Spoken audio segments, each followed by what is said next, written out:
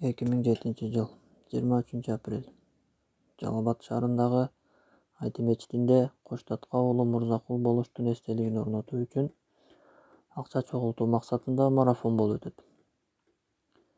Бул демилгени Мырзакул Болуш атындагы фонд уюштуруп, ага ошол кездеги Жалал Абад облусунун губернатору Искендербек Айдаралиев баштаган бир катар коомдук жана мамлекеттик ишмерлер, ошондой эле коңшу Өзбекистандан дагы делегаттар катышкан.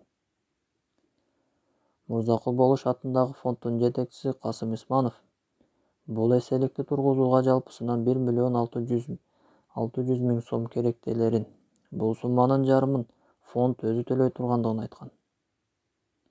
Ошентип 2007 жылдын 19 октябрында бул эстелик шаардын так ортосуна орнотулат.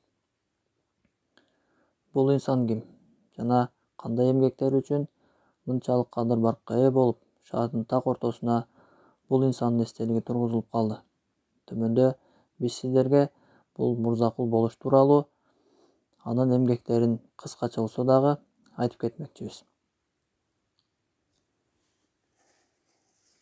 Мырзакул Болуш 1861 жылы азыркы Өзбекстандын Фергана шаарынын Чимyon кыштагында жарык дүйнөгө келет. Атасы Коштатка ошол маалдагы Кокон хандыгынын тушунда белгилүү даткалардын бири болгон. Коштатка баласын ээрчитип алып, азыркы курорт аймагына келип, балам, пайгамбарлардын күмбөздөрүн зыярат кылсаң эле мусулманчылыктын парзын аткарган болуп калбайсың. Чыныгы мусулман инсан өзү көргөн бардык жакшы нерселерди башкаларга дагы ыраа көрүш керек. Кана эмесе, белимде мурдагы кубатым болсо, Азирети Аюпка жол салсам жана бул жерден көптөгөн адамдардын дартына шыпа таап кетишине мен дагы себепчи болсом деп арман кылганын Мырзакул Болуш күнү бүгүнкүдөй эсинде болчу.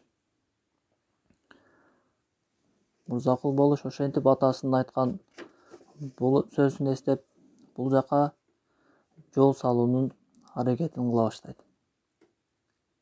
Ошентип 1911 жылы Мырзакул Болуш май айында жергиликтүүлөрдү топтоп жол сала турганын айтат. Бул жолдун бүтүшү 3 айдын аралыгында болот.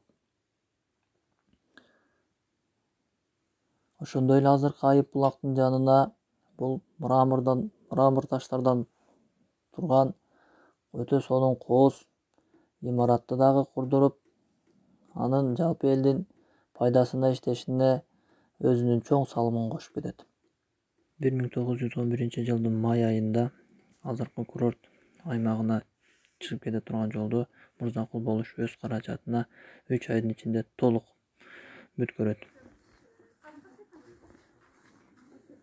Мына бул сиздер көрүп турган имарат ошентип 1912 жылы Мырзакул Болуштун демилгеси менен бул жактагы имарат курдурулган. Сиздер көрүп турган бул мечит 1912 жылы Мырзакул Болуш тарабынан курдурулган.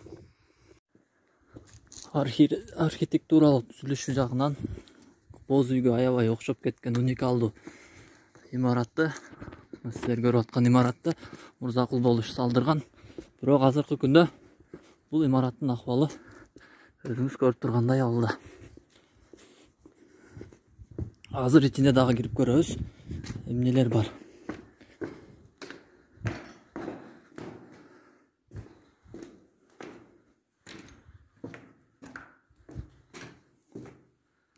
Бүгүнкү күндө бул имарат жараксыз болуп, абалы өтө жаман акыбалда.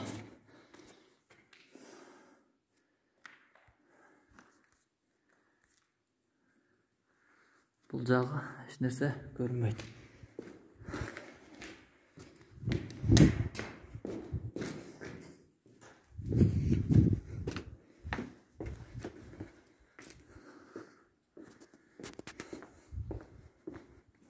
Мындай уникалдуу имарат Жалал Абад шаарында жалгыз эле болгон ошол убакта.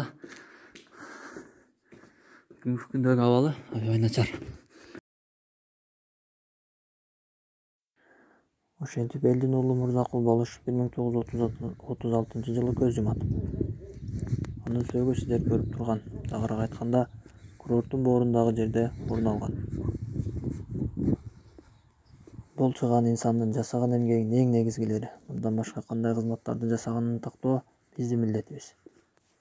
Мырзакул болуш тууралуу маалыматтар Санкт-Петербургдагы Эрмитажда жана Өзбекстан Республикасынын архивдеринин фондуларында сакталууда. Өкүнүчтүүсү, бул материалдарды даярдоодо Жалал Абад облустук китепканасында жана шаардык, андан ары облустук архивдерден Мырзакул болуш тууралуу бир дагы документтердин чыкпаганында. Видеороликтин аягында бул улуу инсандын сөзү менен аяктамакчыбыз. Эй адам баласы, эч качан улуумун дебегин, сенин улуулугуңду эл айтсын.